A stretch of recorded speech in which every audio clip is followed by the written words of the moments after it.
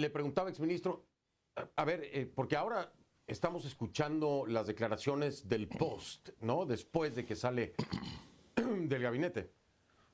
Pero le preguntaba yo, oiga, cuando lo invitaron, ¿no? Cuando le dijeron, cuando Castillo le dijo, venga a ser mi ministro del Interior, usted ya sabía las condiciones del gobierno de Castillo. ¿Qué pasó por su mente en ese momento? ¿Por qué pensó en aceptar? ¿Por qué aceptó? ¿Y cuáles eran sus intenciones? Hay quienes dicen, era un caballo de Troya que venía a ponernos la bomba, ¿no? Aquí. Sin embargo, me imagino que no era así. ¿O qué pasó por su mente, exministro? ¿Por qué aceptó?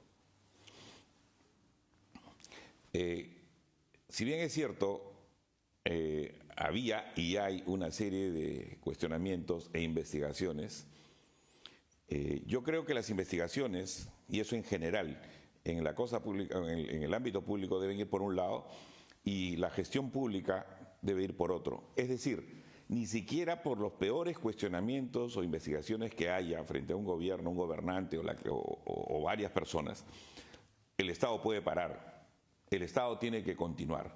En esa línea, yo ingresé con la intención desde el primer momento en trabajar por recuperar la moral de la policía. Es decir, yo tengo una cercanía muy estrecha con las Fuerzas Armadas y con la Policía Nacional en mi país. Entonces me interesaba, veía maltratada a la policía, que es, digamos, la institución más importante del sector interior. Entonces quería recuperar la moral, ayudar a que esto, digamos, funcione y además demostrar que se podía hacer una buena gestión, que se podía hacer gestión pública transparente, con control político del Congreso, con control de la Contraloría, con los órganos jurisdiccionales, Ministerio Público, Poder Judicial, y con una buena relación con los medios de comunicación, informando bajo la lógica, obviamente, abierta y de la rendición de cuentas. Porque así creo que se debe hacer la política, de manera transparente. Y los políticos, obviamente, estamos sometidos a un estándar mayor de control hasta en nuestra propia vida. Entonces, eso era lo que yo quería infundir al gobierno. Pero en los 2 o 3 días, con el problema conocido también internacionalmente por los 2 periodistas secuestrados en Cajamarca, más el hecho que les comenté al inicio del programa, se produjo una ruptura rapidísima. Es decir, la percepción de fuera que la cosa estaba mal, pero que se podía hacer algo, para mí rápidamente me llevó a una conclusión lamentable. Esto está peor de lo que parece. Y tenía 2 opciones. O me retiraba renunciando, o me quedaba a luchar por dentro. Y esa fue la expresión que utilicé, por eso es que algunos han lamentablemente distorsionado la declaración. Dice, ¿cuál caballo de Troya? Y además hay un testigo, que es una periodista peruana, Rosana Cueva, con la que ayer pude conversar al respecto, y le comenté justamente esto, ¿no? Que me quedo, pero para luchar y recuperar esto. Entonces, y rompimos ayer voluntariamente de mi parte y con la aceptación de ella el off the record que se tiene con ustedes, ¿no? Con los hombres y mujeres de prensa. Entonces, ya desde dentro encontré una serie de problemas que van más allá del tema de la corrupción o del tema de las investigaciones. Tiene que ver con la verificación de parte mía que no había piloto ni copiloto. Es decir, que ni Castillo hacía sus funciones, ni tampoco el premier Aníbal Torres hacía lo suyo. Un hombre misógino, que permanentemente criticaba a las instituciones como las Fuerzas Armadas, la Policía Nacional, el Poder Judicial, el Ministerio Público, hablaba muy mal de los medios de comunicación. Uno puede coincidir o no, pero la democracia es así, o sea, tenemos justamente que conversar para entendernos.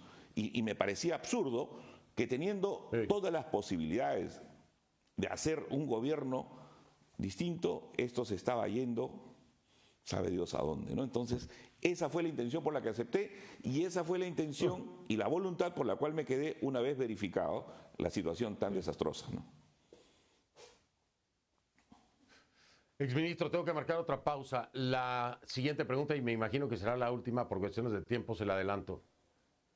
Castillo no gobierna, dice usted. ¿Quién gobierna entonces? ¿Quién gobierna? ¿Quiénes gobiernan? ¿Es realmente un gabinete oculto?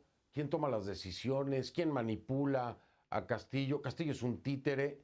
¿Quién gobierna? ¿Qué descubrió usted estando ahí? A una pausa, regreso con Mariano González Fernández, exministro del Interior del Perú. Ya ven.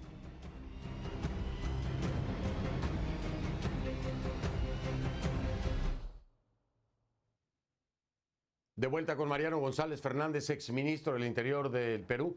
Este es el último segmento por cuestiones de tiempo, obviamente. Exministro, le preguntaba yo, a ver, Castillo no gobierna. ¿Quién gobierna? ¿Qué descubrió usted? ¿Cuál es la dinámica dentro de la estructura de poder? ¿Son varios? ¿Hay un gabinete oculto? ¿Es el títere de alguien? Cuénteme, desde adentro, ¿qué encontró? Nada, es lo peor. No hay conducción. Por eso es que estamos mal, ¿no? O sea, el gobierno va a la deriva. No hay una conducción política, no hay una conducción del país. Lamentablemente, el problema de la corrupción o las investigaciones, así sean sospechas o lo que sea, es grave, pero va por un lado, como le decía al principio. Pero el manejo de la cosa pública va por otro lado y lamentablemente para mí es tan grave las sospechas o las investigaciones por corrupción como tan grave el hecho de que no haya conducción política en el país. Y quizá ahí sí, más allá del tema de los órganos jurisdiccionales que hagan su trabajo, o sea, el Congreso tendría la obligación de poner un basta ya. O sea, políticamente nos estamos yendo a la nada. Políticamente estamos a la deriva. No hay conducción. Y las personas que están en el entorno presidencial no tienen la capacidad ni siquiera para, no sé, pues para conducir una organización pequeña, menos para conducir un Estado. Y un Estado tan fuerte como por lo menos en la economía podía ser el Perú.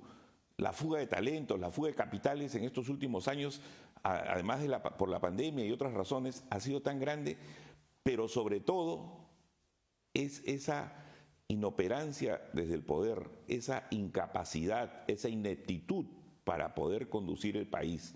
Ese es mi reclamo, más allá de los cuestionamientos por corrupción o investigación por sospecha de corrupción, que cada vez se van acercando más a la verdad. Pero para mí, el lado más grave es el problema de la cosa pública. Hay muy buenos técnicos en todo el gobierno. Como diríamos, los que manejan el área, en las políticas, el área de las policies.